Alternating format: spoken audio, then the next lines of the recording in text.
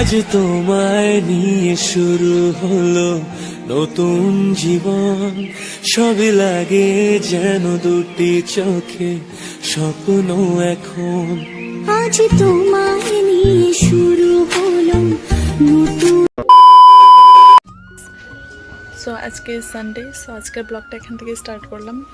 And দেখো Sunday আমি ঘুমের থেকে উঠলাম অল্প আগে, তার জন্য আর কি ব্লগটা স্টার্ট করা হয়নি। এখন থেকে ব্লগটা স্টার্ট করলাম। সো এবার যাবো স্নান করতে। দেখতে থাকো ব্লগটা, লাইক কমেন্ট শেয়ার সাবস্ক্রাইব করে দেবো। গামছা দিয়েছি, এটা একটা কারণ আছে, তোমাদেরকে বাইরে গিয়ে দেখাবো। তার আগে একটা জিনিস, সো দেখো বাবা আজকে বাজার থেকে এত তাজা তাজা সবজি নিয়ে আসছে। ভাবলাম তোমাদের একটু দেখে দিই। আমার না ভীষণ ভালো লাগে এমন সবজি দেখতে, মানে একদম খুবই সুন্দর লাগে, বিকজ মানে রঙিন রঙিন টাইপের লাগে আর কি। যাই হোক ভালো লাগে দেখতে, তাই তোমাদের ভাবলাম একটু দেখিয়ে দিই। মা সব সবজিগুলো এনে ফ্রিজে রাখছিল, কিছুটা সবজি বাইরেও রাখা আছে অ্যান্ড কিছুটা সবজি ফ্রিজের ভিতরেও রাখছে। সো ভাবলাম তোমাদের একটু দেখিয়ে দিই। সো ওই যে তোমাদের বললাম আমি মাথায় কেন গামছা দিয়ে আছি অমন করে, সো তোমাদের কারণটা দেখাবো। চলো রাস্তায় চলো, এমনি বুঝতে পারবে না। এতটা রাগ হচ্ছিল গাইজ, বলার মতো ভাষা নিয়ে। আমার না গাইজ, আমার বাড়ির সবারই রাগ হচ্ছিল, যেহেতু আমরা সেই কাজগুলো করি না, লোকে করে জন্য আমাদের ভুগতে হয়। তার জন্য খারাপ লাগে, বিশ্বাস করো। এত কষ্ট করে বাড়ি ঘর চকচকা করে রাখার পরেও যদি এইসব মানে মানুষের কর্মের জন্য আমাদের বাড়িঘর যখন লেত্রা হয়, বা আমরা বের হতেও পারি না গাইস, এমন একটা অবস্থা। তো চলো দেখাবো তোমাদের কিসের জন্য এরকম কথা বলছি আমি। সো দেখো এখন যেহেতু ধান কাটার সিজন, সবাই ধান কাটছে, অলরেডি কাটা হয়ে গেছে, ভাঙাচ্ছে সবাই। ওই দেখো, দেখতে পাচ্ছ নিশ্চয়ই তোমরা, ট্র্যাক্টরে করে ধান কিন্তু ভাঙাচ্ছে। এতটা বিরক্তিকর লাগছে গাইস, বলার মতো না। সেই সব ধুলোগুলো আমাদের বাড়িতে মানে গিয়ে মানে জড়ো হচ্ছে, এরকম একটা ব্যাপার। সো ঘরের মধ্যে ঢুকে যাচ্ছে, ঘরের যে সব মানে জিনিসপত্র আছে, ফার্নিচার আছে, সব কিছুর মধ্যে ধুলো আটকে আটকে যাচ্ছে। ভীষণই খারাপ লাগে গাইস এমন। আমরা যেহেতু এটা করি না, আমরা সবসময় খেতে ভাঙে। আর এটা দেওয়ার কারণটা কি, এটা দিয়ে আজকে কাজ করতে হবে, মানে বাইরে যদি যাই ঘরের দরজা সব আটকে দেওয়া। শুধু এটা আমি এখন ভিডিও করছি বলে এই দরজাটা, এই যে এটা আমি খুলে রাখছি, বিকজ আলোটা আসতে হবে। লাইট দিয়েও করতে পারতাম, বাট ভালো লাগছিল না, তার জন্য দরজাটা খুলে দিলাম। আমার ওইদিকে সব দরজা আটকায় নিছি। মানে কেন যে করে মানুষ এগুলো। আমরা সব সময় খেতে ধান ভাঙায় আনি, কিন্তু কিছু কিছু মানুষ আছে এই পাশে সব কয়টা মানে বাড়ির মধ্যে ধান ভাঙায়। এইসব আমার অসহ্য লাগে। আরে ভাই, বাড়ি ঘর পরিষ্কার করে আমরা কি বলবো, আর বলার মতো ভাষা নেই। এগুলো মানুষকে যত বলবা তত বেকার। তো এইটা দিয়ে আজকে কাজ করতে হবে। দেখতে থাকো ব্লগটা।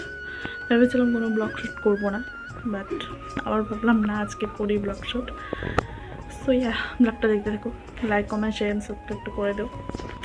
সো এখনও হয়তো দেখতে পাচ্ছ, ওই দেখো ধুলোর পরিমাণটা, এত ঘোলা গোলা ধুলো দেখতে পাচ্ছ। তারপরে কিচ্ছু করার নেই, ওর মধ্যেই স্নান করে আসলাম। কাপড় শুকোতে দিইনি, পরে দিব ভেবেছি, কারণ এখন যদি শুকোতে দিই ধুলোগুলো আবার এসে আটকে পড়বে। তো যাই হোক, এরপরে দেখো আমাদের রান্না হয়েছিল আজকে মাছ অ্যান্ড মাংস।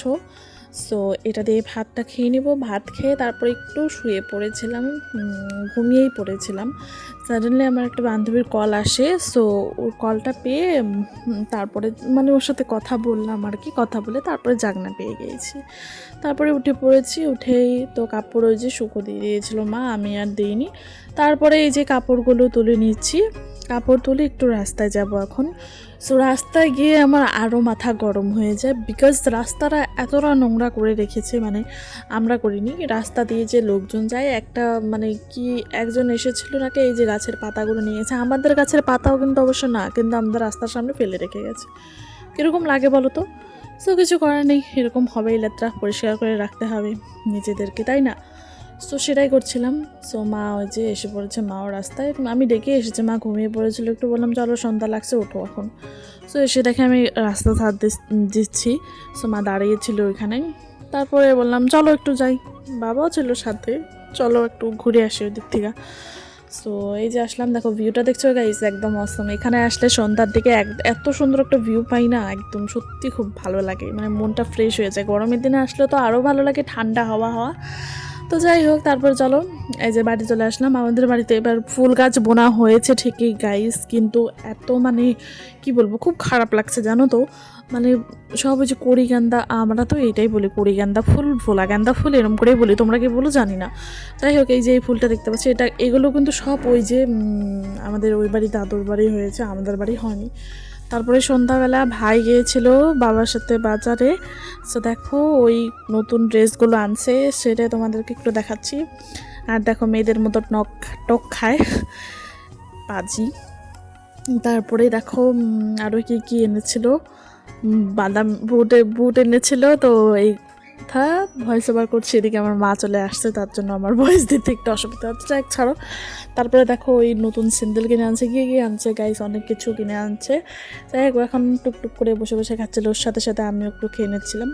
তারপরে খাওয়া দাওয়ার পরে গাইস ও একটু পড়ছিল, ওর পড়াশোনার পরে আমরা রাত্রে এই যে রুটি মাংসের তরকারি এগুলো খেয়ে ঘুমিয়ে পড়েছিলাম।